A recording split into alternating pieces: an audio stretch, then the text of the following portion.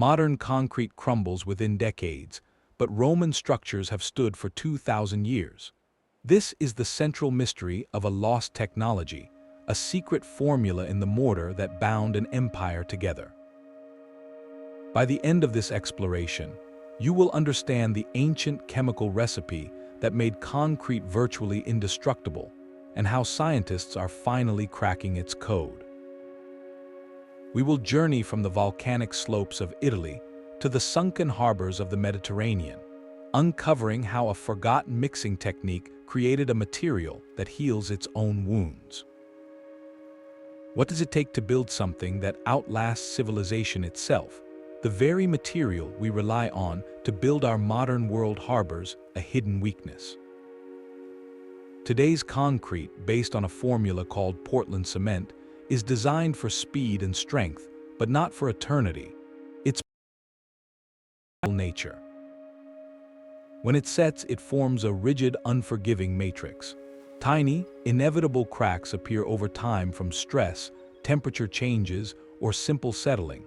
These microfractures are not just cosmetic. They act as gateways for the very thing that built Rome: water. Moisture seeps into these fissures, and when it reaches the steel rebar embedded inside for reinforcement, a silent reaction begins. The steel rusts, a process that expands, pushing against the concrete from within. This internal pressure creates more cracks, lets in more water, and accelerates the decay in a vicious, self-destructing cycle. It is a race against time, and in many of our structures, time wins within 50 or 100 years. Now, hold that image of crumbling modern concrete in your mind, and set it beside the Roman piers still standing in the Mediterranean Sea. These ancient blocks have been submerged in, pounded by waves for two. Is the ultimate enemy of modern concrete, corroding it rapidly. Yet the Roman material does not just resist this assault. Observational studies, particularly of harbors like, show something almost magical. The Roman concrete appears to grow stronger. Its surface becomes more resistant over centuries. Where modern concrete is consumed, Roman concrete is consolidated. This is the paradox at the heart of our story. We possess advanced chemistry, computer modeling, and global supply chains. The Romans had volcanic ash, lime, and seawater. And yet, their recipe achieved a durability we are still struggling to replicate. The question shifts from a simple comparison to a profound mystery. What chemical conversation was happening inside that Roman mortar that ours has forgotten how to have? The secret was never in the stones they used, but in the glue that held them together. To understand the Roman achievement, we must first break down their concrete into its two fundamental parts. The first part was the aggregate, what the Romans called. This was simply the rubble, the filler material. They used whatever was locally abundant and durable. Broken rock, chunks of old brick or tile, even volcanic cinders. This aggregate provided the bulk and the rough, interlocking skeleton of the structure. It was the coarse, physical backbone, but a pile of rocks and bricks does not make a wall.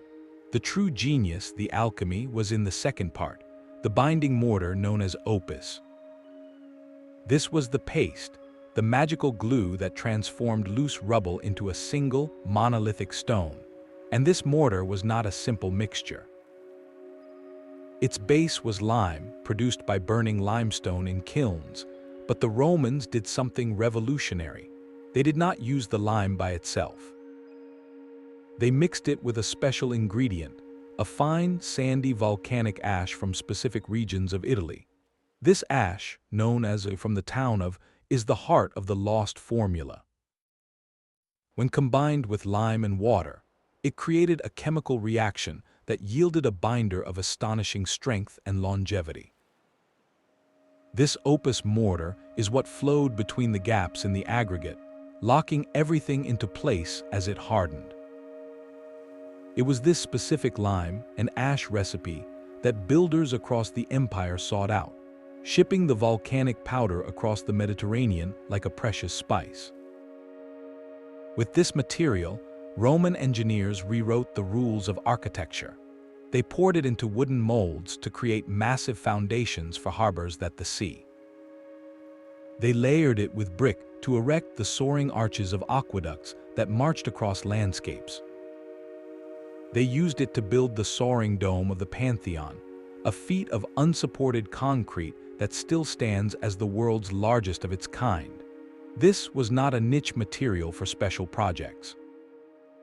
It was the fundamental technological advance that built an empire's infrastructure, enabling structures of a scale and durability previously unimaginable. The aggregate provided the body, but the mortar was the indestructible soul.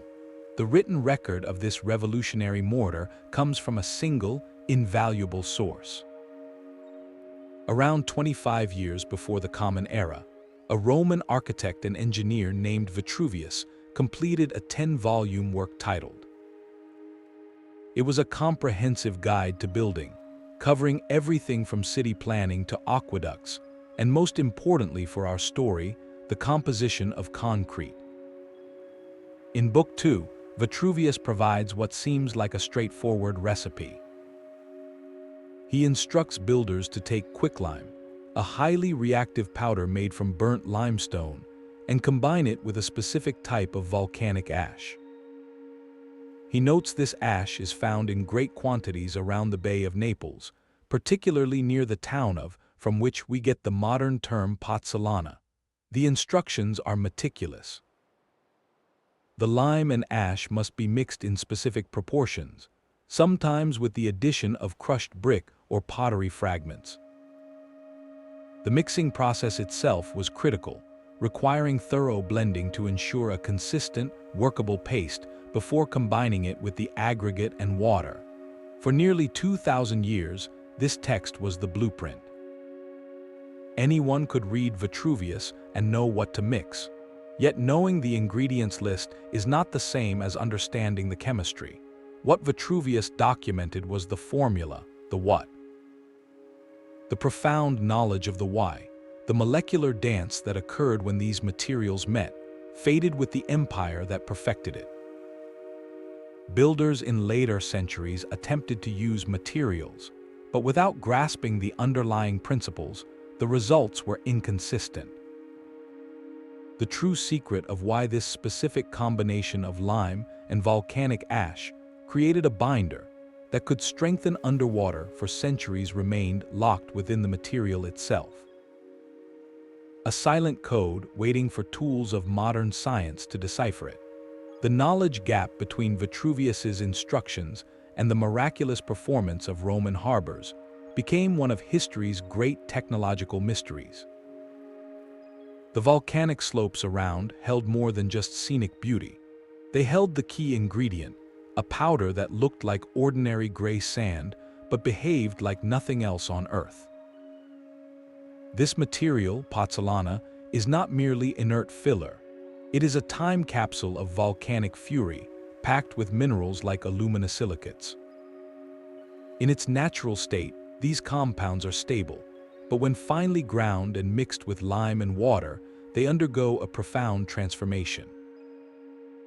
The Romans did not understand the chemistry of aluminosilicates, of course. Their discovery was entirely empirical, born from observation and necessity. They likely noticed that structures built with mortar made from this particular ash, especially near the coast, did not crumble. Instead, they hardened into something rock-solid, even when submerged. Trial and error over generations refined the mix, turning a local curiosity into a standardized imperial technology. The ash's reactive quality was the first major clue for modern researchers. It told them that Roman concrete was not a passive material. It was chemically active, engaging in a long-term conversation with its environment. But identifying the ingredient is only the beginning of the mystery. Knowing that pozzolana reacts with lime is one thing. Understanding how that reaction creates a material that strengthens for centuries, especially in the corrosive embrace of seawater, is an entirely different puzzle. The ash was the spark, but the full chemical fire it ignited within the Roman mortar remained hidden. Off the coast of modern-day Israel lies a silent witness to this ancient mastery. The harbor of Caesarea, commissioned by Herod the Great, was an engineering marvel of its age. Its massive breakwaters were constructed by pouring Roman concrete, that special lime and ash mortar mixed with aggregate, directly into the sea within wooden forms. For 2,000 years, these submerged blocks have endured a relentless, corrosive environment. Seawater, with its salt and constant wave action, is a brutal testing ground. Modern marine concrete, even with protective coatings, often shows significant deterioration within decades. The steel inside rusts, the matrix cracks, and the structure weakens. Yet the Roman concrete at Caesarea and other ancient ports did the opposite. Studies of core samples revealed something astonishing. Instead of being eaten away, the material developed a tough, layered crust on its surface. More incredibly, the interior mortar showed complex crystals and mineral formations that suggested a continuous, slow chemical reaction. This was not a material in decay. It was a material in a state of prolonged transformation, actively interacting with the seawater that should have destroyed it. This observable phenomenon became the crucial clue that redirected the entire scientific investigation. The longevity was not just about resisting the environment, it was about engaging with it. Seawater was not the enemy in the Roman formula. It appeared to be a key ingredient in an ongoing chemical process, a catalyst that triggered reactions which actually strengthened the mortar over centuries. This flipped the modern paradigm completely. Our goal has always been to shield concrete from water. The Romans, it seemed, designed a concrete that invited water in, using it to fuel its own long-term resilience. The harbor walls stood as monumental proof, challenging researchers to ask a new question. What exactly was happening at a microscopic level when Roman mortar met the sea to crack this ancient code? Researchers needed to see the unseen. The shift from observation to revelation began when materials scientists turned their most powerful tools towards samples of Roman concrete. This was not just archaeology, it was a forensic investigation at the atomic scale. Teams began extracting core samples from ancient structures, like delicate biopsies from a 2,000-year-old patient. These cylindrical plugs of material, no wider than a coin, held the entire history of the mortar's life within their layered composition. The real breakthrough came from placing these samples inside machines that could peer into their molecular heart. Using scanning electron microscopes, scientists could magnify the concrete thousands of times, revealing a landscape of crystals and voids invisible to the naked eye. Another technique, called X-ray, allowed them to identify the specific minerals present by analyzing how the material scattered a beam of X-rays. Think of it as taking the chemical fingerprint of the concrete, identifying every compound that had formed over the centuries. This high-tech analysis revealed a stunningly complex inner world. The Roman mortar was not a uniform, dead paste. It was a dynamic mosaic. They found crystals of a rare mineral called aluminous, a key strength-giving component typically only formed in high-temperature laboratory settings. Finding it in a too-old sea wall was like finding a finished cake inside a bag of flour and eggs.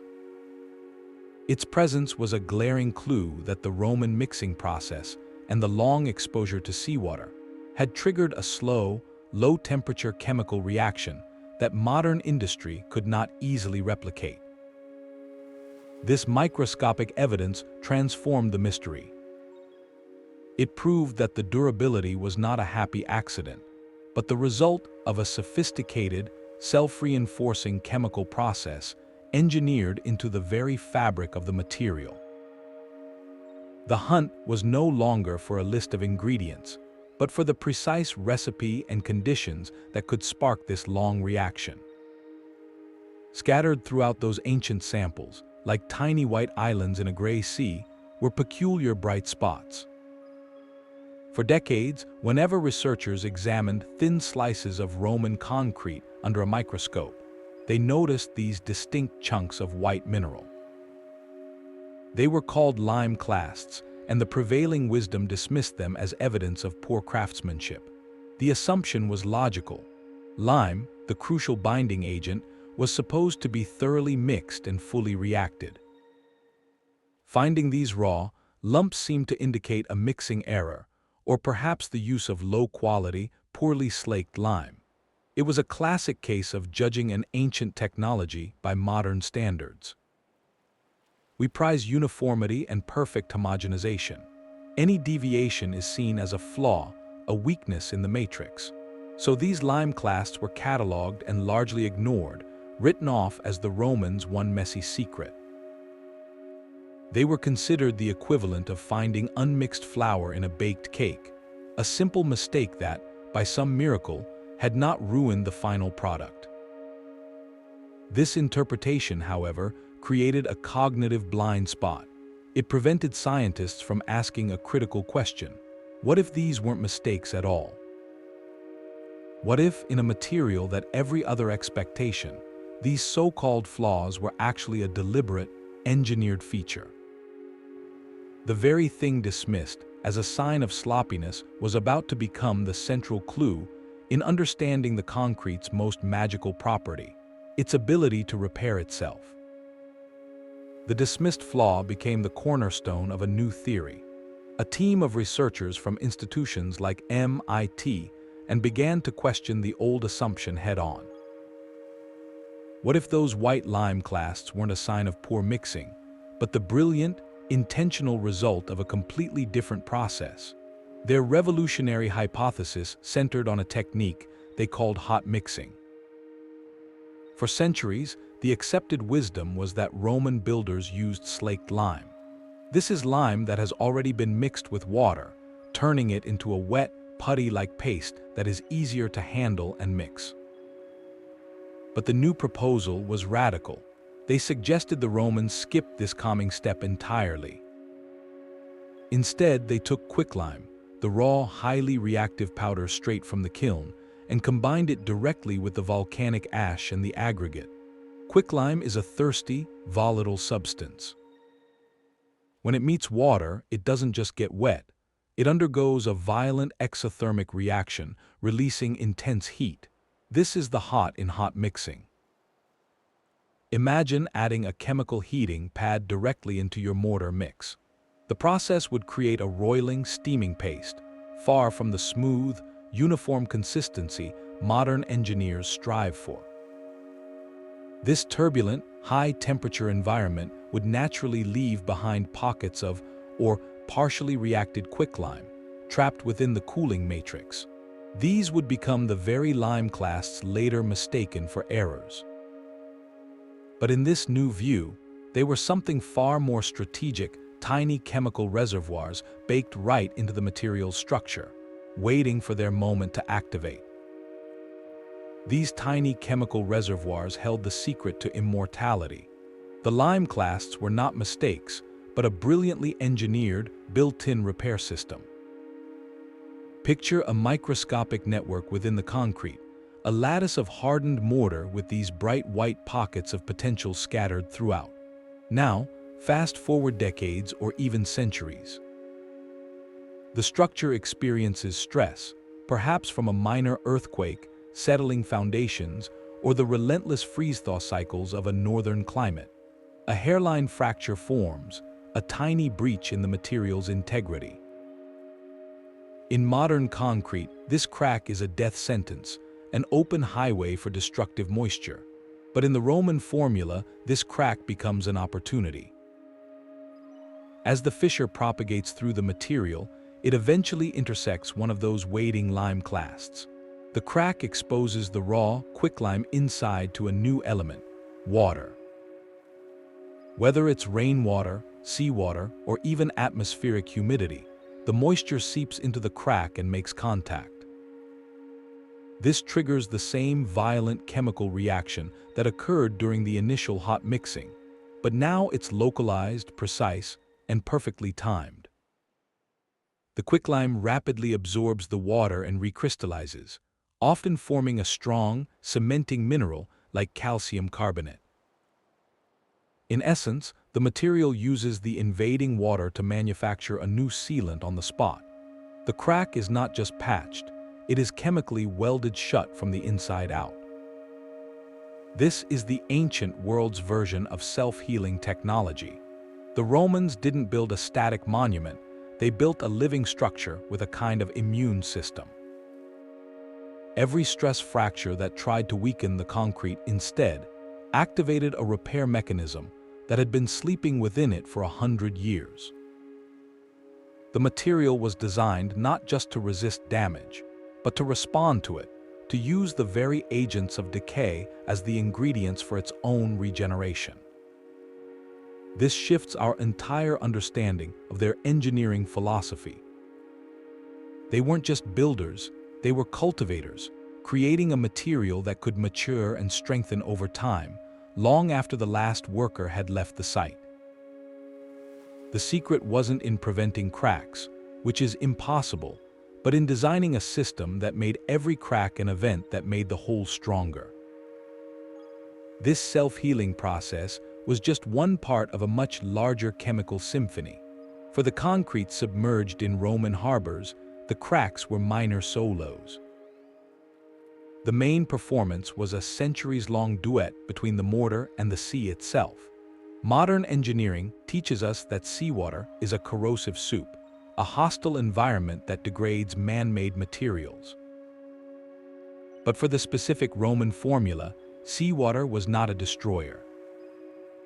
It was a slow-acting reagent, a mineral-rich solution that seeped into the concrete's pores and initiated a transformation that actually increased its strength. The key lies in the chemistry of the mix. The volcanic ash provided silica and alumina. The lime provided calcium.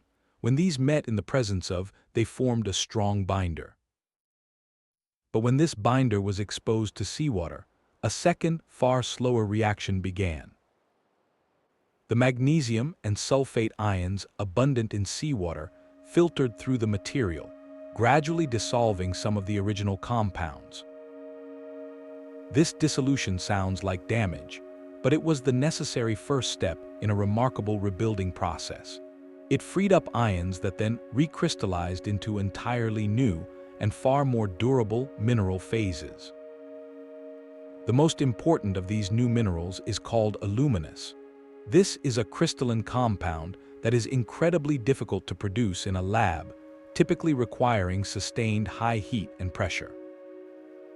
Yet, researchers found it flourishing within the 2,000-year-old harbor concrete.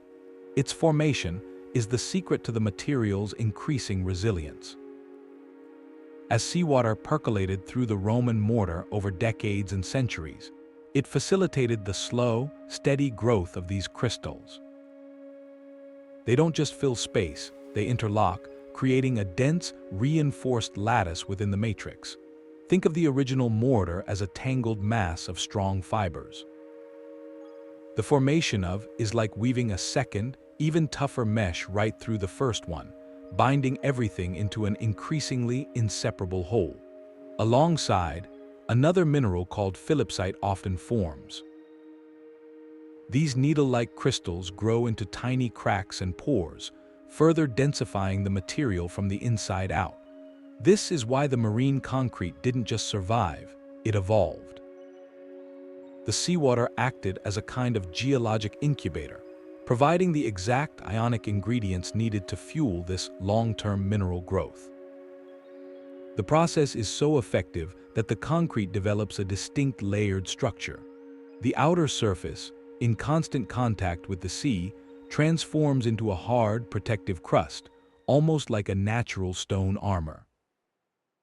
The interior continues its slow crystallization, becoming more consolidated, not less, with each passing century. The Roman engineers, whether by brilliant design or incredibly fortunate observation, created a material that was not finished when it left the wooden. It was merely beginning its life cycle. They built structures that were designed to improve with age, using the limitless chemistry of the ocean as their perpetual maintenance crew. This turns our entire understanding of durability on its head. We try to build walls that keep the environment out. The Romans built walls that invited a specific environment in, collaborating with it to become something timeless. The laboratory became a time machine. To prove the hot mixing hypothesis was more than just a compelling story, researchers had to get their hands dirty. They gathered the raw materials, quicklime straight from a kiln and authentic Italian pozzolana, and followed the proposed ancient method. The process was dramatic. When water was added to the dry mix of quicklime and volcanic ash, the reaction was immediate and fierce. The mixture didn't just get wet, it steamed and popped, its temperature soaring. This turbulent, high-heat environment was exactly what the theory predicted.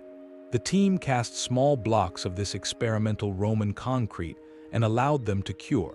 Then came the real test. They deliberately cracked these blocks, creating controlled fissures no wider than a human hair. One set of samples was left in standard, dry lab air. The other set was placed in a chamber where they were periodically soaked with water, simulating the kind of environmental exposure an ancient harbor wall would face. For weeks, they monitored the cracks under high-powered microscopes. The results were undeniable. In the samples exposed to moisture, something remarkable happened. The hairline fractures began to fill in. A white, crystalline material slowly grew across the gap, effectively gluing the cracks shut. Chemical analysis confirmed this sealant was calcium carbonate, the same mineral found naturally in limestone and seashells, formed from the reaction of the lime clasts with water. The self-healing mechanism, proposed from studying 2,000-year-old ruins, had been successfully triggered in a modern laboratory in a matter of months. This wasn't just a historical curiosity, it was a reproducible scientific fact.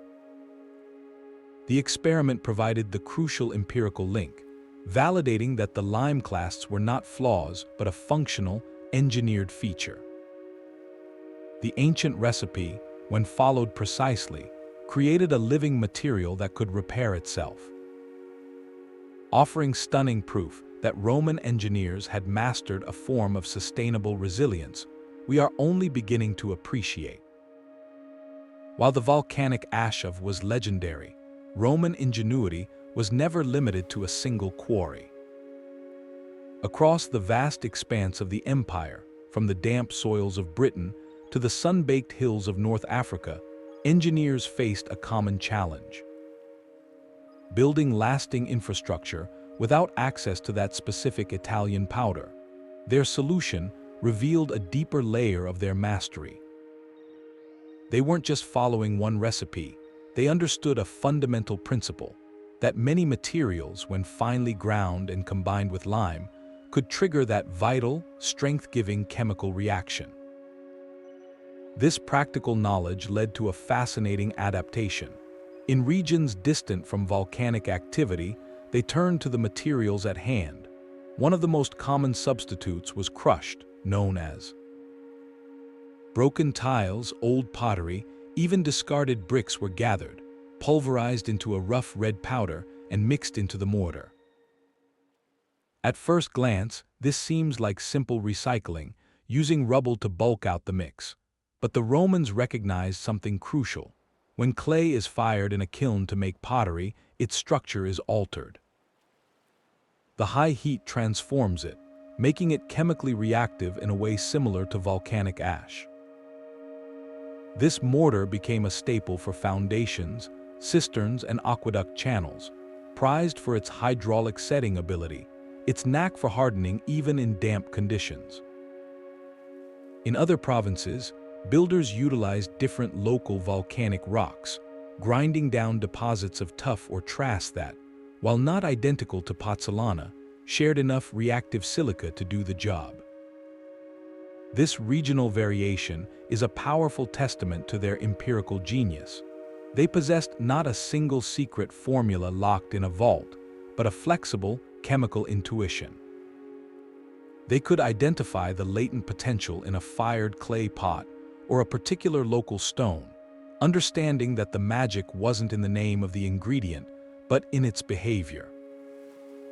This approach transformed a potential weakness, the lack of a standardized material across a continent-spanning empire, into a strength. It allowed for local supply chains, reduced transport costs, and resulted in a durable built environment from Scotland to Syria. The true secret was the understanding of the process itself, a chemical rule they could apply anywhere, using whatever the local landscape provided to forge their indestructible stone. This fundamental difference in approach reveals a profound philosophical split between ancient and modern engineering. Our contemporary world is built on speed, on immediate results and rapid return on investment. Modern concrete is engineered to cure fast, achieving high compressive strength within days or weeks, so construction can race ahead. This focus on early strength is a necessity for our economic and logistical models, but it often comes at a hidden cost to longevity. The chemical reactions that give modern concrete its initial hardness are largely complete within a year. After that, the material is essentially inert, a static object waiting for the forces of decay to begin their work. The Roman formula operated on an entirely different timescale. It was an alchemy of patience. The hot mixing process created a material that was not a finished product, but a chemical system in its infancy. Its initial set was sufficient to hold shape, but its true strength was programmed to emerge over decades and centuries through slow, ongoing reactions. The lime clasts and the reactive volcanic ash were not just ingredients, they were a long-term investment. They ensured the concrete remained chemically active, capable of responding to its environment and continuously reinforcing its own structure. This reframes the entire secret. It was not merely a lost list of materials, but a lost relationship with time itself. Roman engineers were not just building for their own generation, they were building for a future they would never see. Their priority was ultimate durability, a legacy in stone, even if it meant the material took 100 years to reach its full potential. In our rush to build quickly, we may have forgotten how to build forever. The slow, intelligent chemistry they embedded in their mortar asks a challenging question of our own era. What are we willing to sacrifice in the present to create something that endures for the ages? The fall of an empire is more than a political event. It is a slow fading of light, and with it, the specialized knowledge that light once sustained. The secret of Roman concrete did not vanish in a single catastrophic moment, but eroded away over centuries, a casualty of changing worlds. The primary cause was the very system that had perfected it, the integrated Roman state itself. As the Western Empire fragmented from the 5th century onward, the vast, continent-spanning networks that supplied materials like pozzolana ash began to fray and then snap. The logistical machine that could ship volcanic powder from Italy to build a harbor in Palestine or a bridge in Gaul ground to a halt. Without the empire's roads, shipping lanes, and administrative coordination, procuring the specific reactive ingredients became a local and often impossible challenge. The knowledge of where to find the best ash, how to process it, and the precise ratios for mixing did not disappear from human memory overnight. Instead, it retreated into isolated pockets, practiced by dwindling guilds of builders in a shrinking sphere of influence, until those pockets too were emptied by time. Concurrently, the demand for such a superlative material simply evaporated. The colossal, state-funded projects that required indestructible concrete, the harbors, the aqueducts, the vast bath complexes, were no longer being commissioned. The new political and economic realities of the early Middle Ages favored different priorities. Society turned inward, focusing on local security and subsistence. Grandiose imperial architecture gave way to more immediate concerns. When large-scale building did resume, it was often under the auspices of the church, and the architectural language had changed.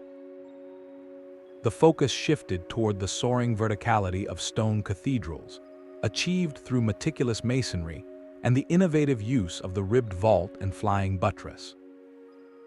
This was a brilliant engineering tradition in its own right, but it was a tradition built on cut stone, not poured monolithic concrete. The skills required for the Roman art of opus, the understanding of the timing of the pour, the management of the hot mixing process, were no longer in high demand. Like a specialized tool left in a shed, the technique gathered dust because the projects it was designed for were no longer on the blueprint. Most critically, the knowledge was deeply experiential, passed not through textbooks but from master to apprentice on smoky construction sites.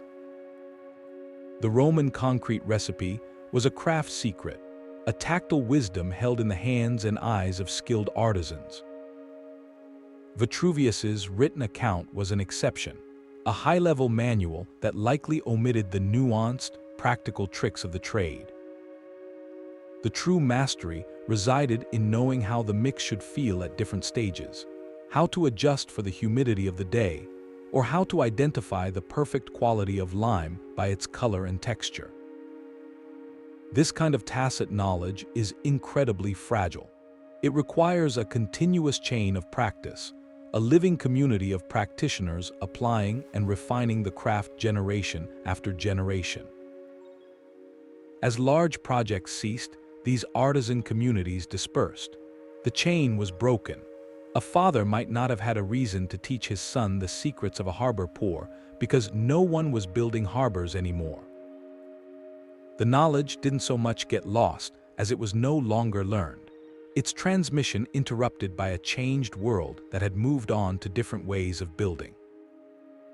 The concrete itself remained, standing in silent testament to a technology that had become, quite literally, a closed book. The knowledge that built an empire did not vanish in a single dark age, but slowly faded like a fresco exposed to the sun. In the centuries following Rome's political collapse, the understanding of concrete's inner magic degraded into a collection of useful habits, stripped of their original chemical wisdom. Builders across the former empire, particularly in Italy, continued to use the volcanic ash from. They still called it by its old name, or the newer term when it included crushed brick, and they knew it made a stronger mortar, especially for damp foundations and cisterns. But this was a surface-level inheritance. The profound why behind the material's behavior had been lost. The practice became a rule of thumb, a tradition passed down because it worked, not because anyone understood the symphony of reactions it could trigger. The meticulous instructions from Vitruvius were still read by scholars, but they were interpreted through a medieval lens that lacked the foundational concepts of chemistry. The text became a recipe to be followed by rote, its deeper principles invisible. The most critical loss was the understanding of the hot mixing process and the intentional creation of those reactive lime clasts. Without this knowledge, builders defaulted to what seemed safer and more manageable. They used slaked lime, the calm, putty-like paste. This eliminated the dangerous heat and steam, producing a smoother, more uniform mortar that was easier to work with. On the surface, this seemed like an improvement, a refinement of a messy ancient practice. In reality, it was a fundamental break from the formula's genius. By switching to slaked lime, they unknowingly deactivated the material's long-term healing mechanism. They were creating a static, finished product, not a living chemical system. The lime was fully reacted up front, leaving no dormant reservoirs behind to seal future cracks. The mortar would still be good, even excellent by the standards of the time, especially with the Pozzolana ash, but it had lost its immortal quality. It could no longer repair itself or engage in that centuries-long strengthening dialogue with the environment. This shift is a poignant example of how technological regression often dresses in the clothes of progress. The medieval builder, seeking control and consistency, smoothed over the very roughness that held the secret to eternity. The material became a relic of a lost art, its greatest potential locked away because the key, a volatile, steaming mix of quicklime and ash, had been deliberately set aside and forgotten. The true depth of the Roman secret remained buried for over 1,000 years, until the pressures of a new age forced a partial exhumation. The Enlightenment and the Industrial Revolution brought a renewed hunger for durable, large-scale infrastructure, and with it, a fresh look at the ruins of antiquity. Engineers began to systematically study why some ancient structures refused to fall. Their focus returned, inevitably, to that special volcanic ash from.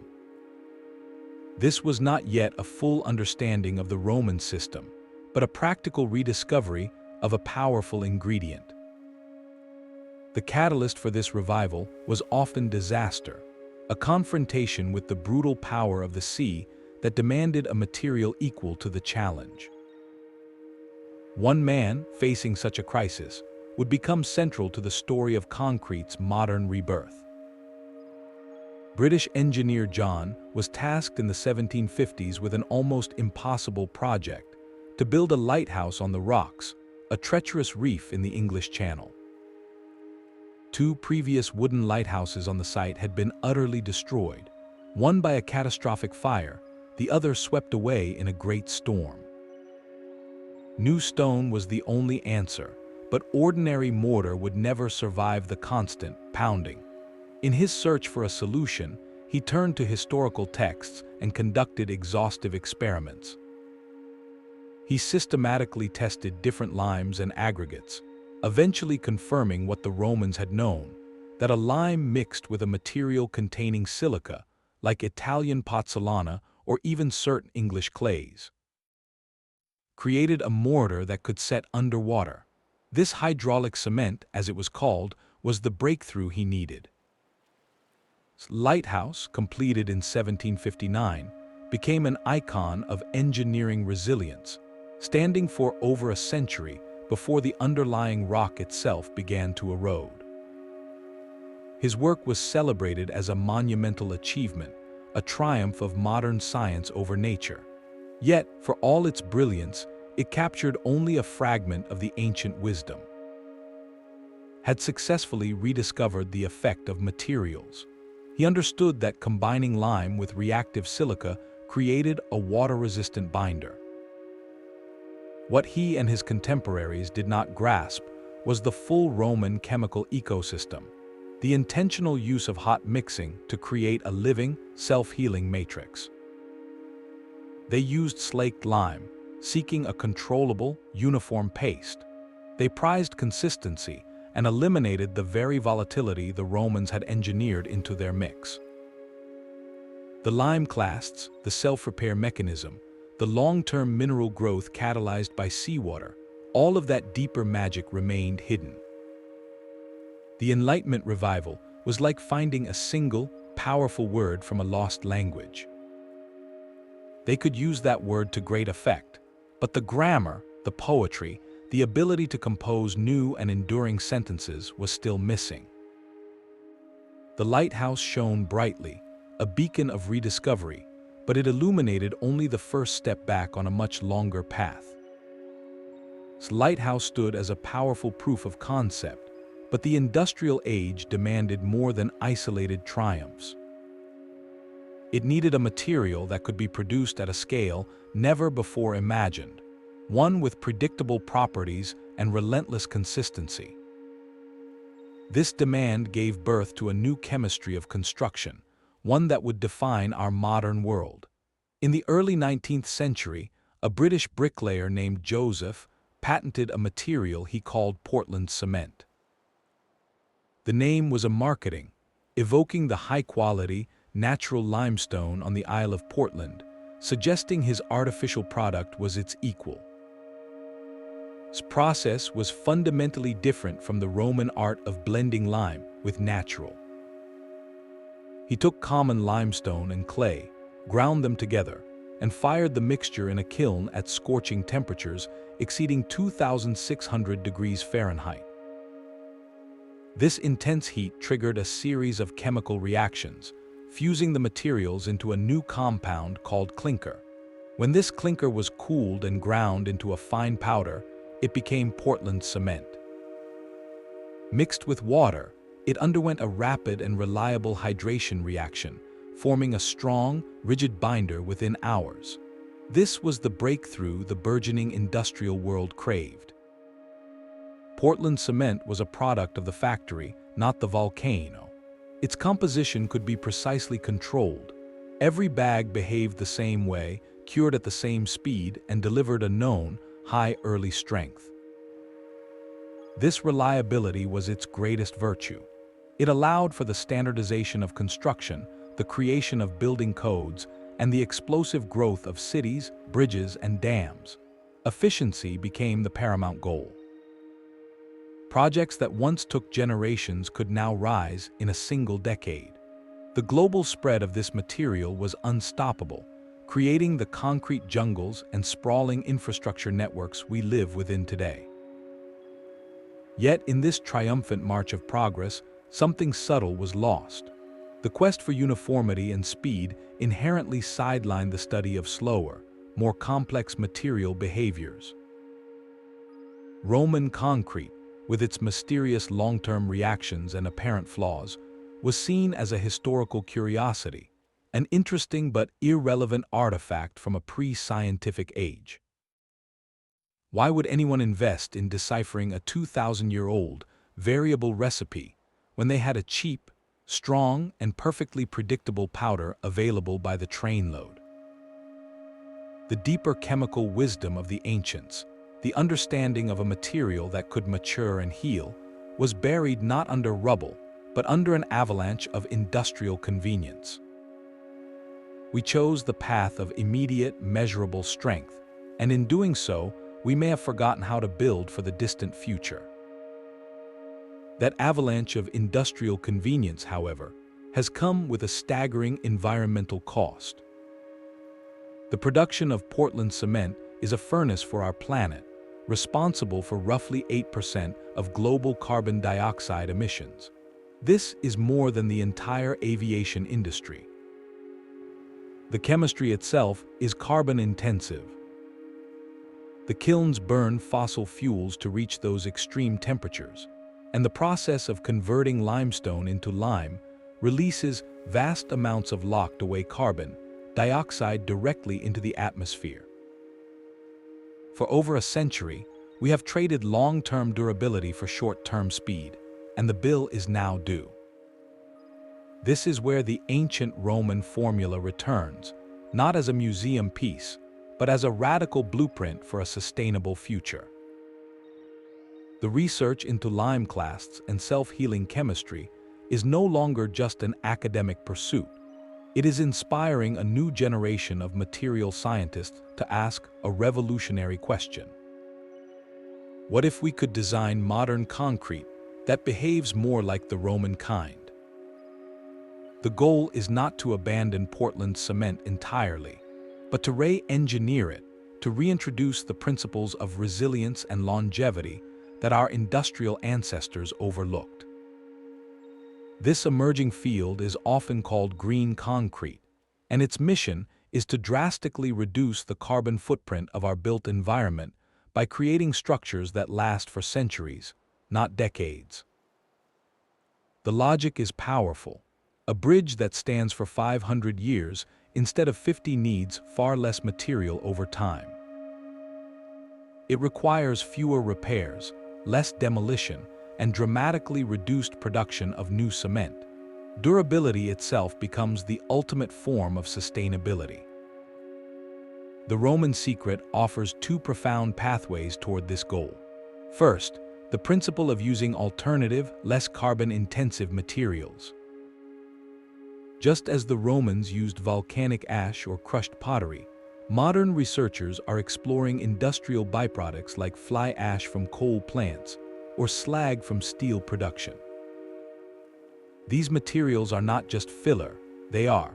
When used to replace a portion of the Portland cement in a mix, they can trigger similar long-term strengthening reactions while turning waste into a valuable resource.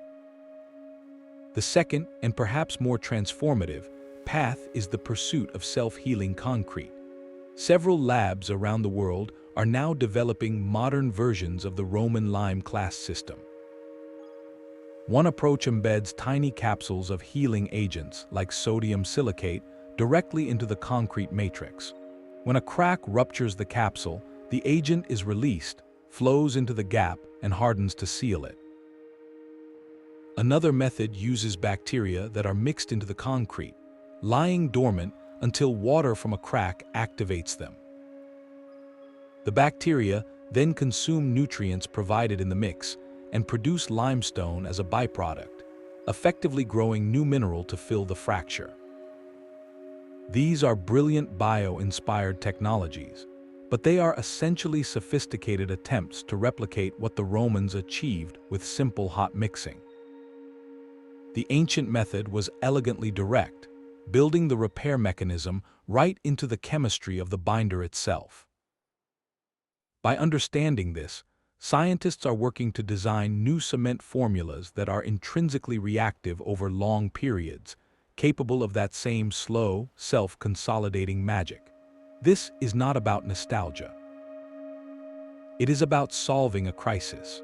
The Roman harbor at Caesarea is more than a ruin. It is a 2,000-year-old performance review, and the material passed with honors. By learning its language, we are beginning to write a new chapter for our own civilization, one where our buildings are not burdens on the future, but enduring gifts to it. Yet for all its elegance, the hot mixing theory is a hypothesis, not a final verdict.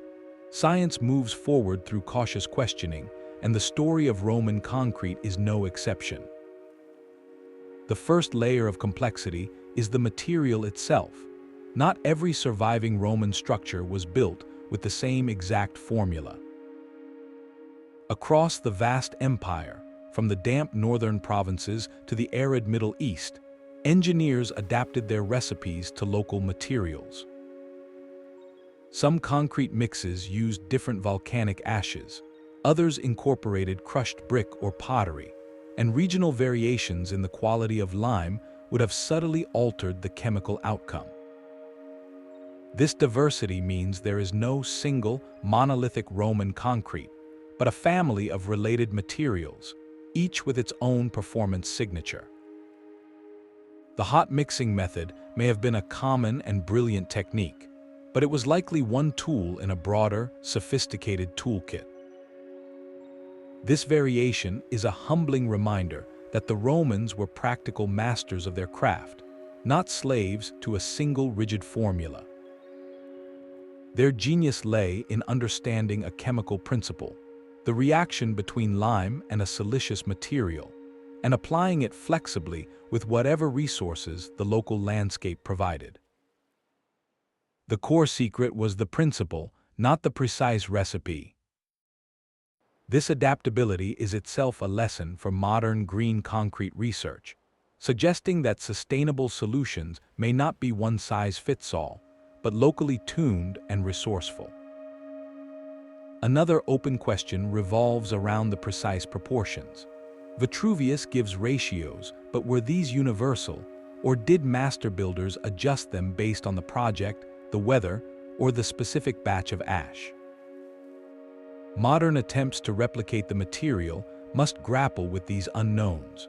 While laboratory samples show promising self-healing in accelerated tests, the ultimate proof will only come with time. Can a modern replica, even using the hot mixing method, truly initiate and sustain those slow mineral-forming reactions for centuries? We have created concrete that can heal a hairline crack in weeks, but can it continue to do so after 100 years or 1,000? There is also a fascinating, unresolved question about limits.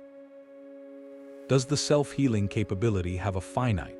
Once all the dormant lime clasts in a given area have been activated by cracks, is the material's internal repair kit eventually exhausted? Or does the ongoing, seawater-driven formation of minerals provide a secondary, even longer-term reinforcement mechanism that takes over? These are not just academic puzzles. They are practical engineering challenges. If we are to build a new generation of self-healing infrastructure, we need to understand not just how the repair process starts, but how it endures across the unimaginable span of generations. The silent, 2,000-year-old laboratory of the Roman harbors continues to offer data, but interpreting that data requires patience equal to the material itself. The journey to fully reclaim this ancient wisdom is still unfolding, a slow and meticulous conversation between past ingenuity and future necessity. The legend of indestructible Roman concrete is a powerful story, but it is not a literal truth. No material built by human hands is truly immune to the relentless forces of time and nature. To call it indestructible is to misunderstand its real, and perhaps more impressive, genius. The concrete's legendary status stems not from an absolute defiance of decay, but from its extraordinary performance in environments where modern materials fail spectacularly and quickly. The key is in that specific comparison. In the stable, compressive environment of a massive wall or foundation on dry land, both Roman and modern concrete can perform admirably for long periods. The ancient material's superiority becomes starkly apparent in the most punishing conditions we have discussed, particularly continuous immersion in seawater.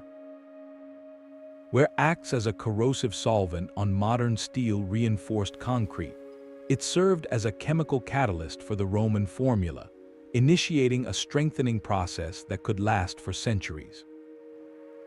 This is a targeted, conditional durability, not a blanket immortality. There are forces against which even Roman concrete is not invincible.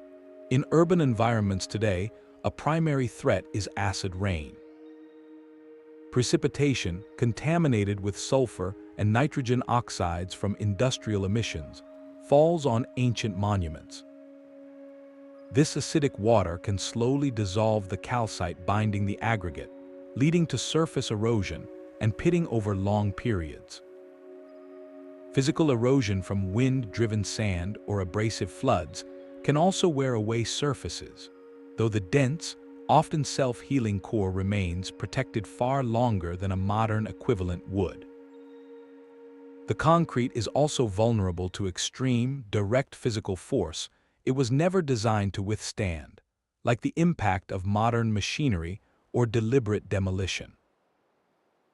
Its resilience is a product of chemistry and intelligent design, not magic. The Pantheon's dome survives because its perfect geometry distributes weight flawlessly, and its concrete matrix matured into a monolithic rock. But if the foundation beneath it were to catastrophically fail, the dome itself would fracture. The true lesson is not about finding a perfect, eternal substance. It is about engineering a material whose properties are exquisitely matched to its intended use and environmental context. The Romans built harbor walls that collaborated with the sea, and aqueducts that could withstand centuries of seasonal weather. They achieved a harmony between material and purpose that we are only now, with our advanced science, beginning to fully appreciate and strive to replicate. Their concrete was not indestructible, but it was intelligently durable, designed for a timescale that challenges our own notions of what a building should be. Rising above the rooftops of Rome, the Pantheon's dome is a silent sermon in stone. For nearly 2,000 years, this concrete shell has gravity, weather, and time, becoming the ultimate case study for the principles we have explored. Its survival is not a mystery of magic, but a testament to meticulous Roman engineering, where the lost mortar formulas likely played a starring role. The dome's construction reveals a breathtaking understanding of material science. To reduce the crushing weight at its apex, the builders cleverly adjusted the aggregate, the rubble mixed into the mortar. At the heavy base, they used dense basalt. As the dome curves upward, the aggregate becomes progressively lighter, shifting to brick and then to porous volcanic tuff and pumice at the very top. This gradation was of structural intuition, minimizing stress where it was most dangerous, but the aggregate alone could not hold the shape. The true marvel was the binding mortar that transformed this layered rubble into a single, monolithic entity. While the precise mortar mix in the Pantheon remains a subject of ongoing study, its performance strongly suggests the use of a high-quality Pozzolana lime mortar, potentially created through the hot mixing process. The dome required a material that could set strongly and uniformly in its massive, complex, and then possess the long-term plasticity and resilience to handle thermal expansion, seismic tremors, and centuries of rainfall without developing catastrophic cracks. This is where the self-healing chemistry becomes a compelling explanation. The Pantheon's concrete, particularly in its upper, lighter sections, would have been subject to tensile stresses from its own weight and from temperature fluctuations. Microscopic cracks were inevitable. If the mortar contained those reactive lime clasts, however, any infiltrating rainwater could have triggered localized healing reactions for centuries, sealing microfractures before they could propagate.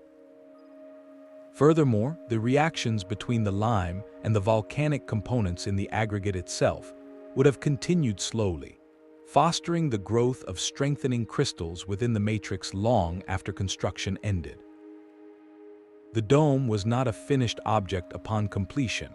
It was a chemical system beginning a long process of maturation. Its endurance suggests a material in dialogue with its environment, using the very elements that threaten lesser structures to consolidate its own strength. Standing beneath its vast, open oculus, one stands inside a perfected application of ancient concrete technology, a monument that embodies the Roman pursuit of a harmony between form, function, and an almost unimaginable durability. The true measure of this ancient technology is not found in a laboratory report, but etched across the countryside of Europe and the shores of the Mediterranean. For centuries after Rome's political collapse, its concrete bones continued to shape human life, not as silent ruins, but as living, functional parts of the landscape. Aqueducts, their channels lined with that resilient mortar, kept delivering fresh water to medieval towns. Harbors continued to shelter trading ships. The great roads, built on concrete foundations, remained the primary arteries of travel and commerce. This was not a legacy of nostalgia, it was a legacy of utility. The empire fell, but its infrastructure stubbornly refused to retire. Communities grew up in the shadow of these enduring forms, relying on them for their basic needs. A farmer might draw water from a Roman cistern sealed with mortar, a pilgrim might cross a Roman bridge, and a merchant might dock in a Roman harbor, all taking the impossible durability for granted. This tangible endurance is the ultimate, unspoken testament to the formula's genius. The material succeeded so completely that it became invisible, a silent partner in the daily life of civilizations that had forgotten how it was made. It transformed the very land, creating permanent nodes of human settlement, trade routes that lasted for, and a built environment that directed the flow of history itself. The concrete did not just build structures, it built the enduring contours of a continent, a physical memory of an empire written in indestructible stone. That journey from crumbling modern ports to self-healing ancient mortar reveals a complete picture. The secret of Roman concrete was not a single ingredient, but a sophisticated chemical system built on three pillars. First, the reactive volcanic ash, Pozzolana, provided the silica needed for a strong hydraulic binder. Second, and most critically, the hot mixing technique intentionally created a non-uniform matrix, seeding it with pockets of reactive lime clasts. These were not mistakes, but a brilliant built-in repair network. Third, the long-term chemistry, especially in marine environments, used seawater as a catalyst to grow durable minerals continually strengthening the material from within. Together, these elements created a living concrete, a material designed to mature and adapt over centuries. The core lesson transcends construction. It is a lesson in time. The Romans engineered for the distant horizon, prioritizing ultimate resilience over immediate convenience. They accepted a more complex, volatile process to gift the future with structures that would still be standing. Today, as we face the environmental costs of our own disposable infrastructure, that ancient wisdom is finding new relevance. Researchers are not copying the Roman recipe, but learning its language, using its principles to design modern concretes that are stronger, greener, and capable of healing their own wounds. This story, then, is more than a solved historical puzzle. It is an invitation to rethink how we build our world. What other ancient technologies hold secrets for a sustainable future? Share your thoughts and discoveries in the comments below.